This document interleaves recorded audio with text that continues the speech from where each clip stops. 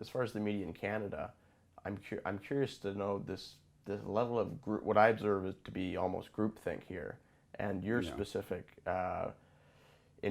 interaction with your radio show here, where you pointed out, I think what many Canadians would agree, probably the majority of Canadians would agree with, is that this is not apartheid South Africa. We're not living in this overly This systemically ghastly racist country. phrase, systemic racism, doesn't mean what the words mean, and it isn't applicable anyway. There is no systemic racism in this country or in the United States.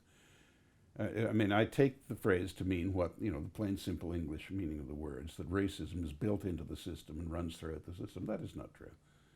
Oh, obviously, some people have racial prejudices, but the idea that the Canadian state, the entire public sector of Canada, is motivated in part by an absolute, or at least a comparative, hostility to certain ethnic or racial groups and minorities is absolutely false.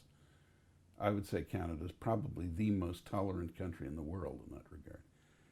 And the great majority of Canadians would go to some lengths to avoid that kind of discrimination.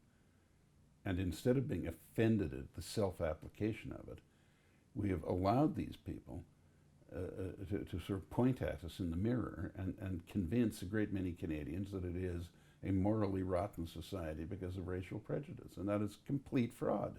It's not true. It's not true, and it's a terrible injustice. It is, in fact, a blood libel on Canada, all Canadians. And it just mystifies me that we have this, that there is, how should I put it,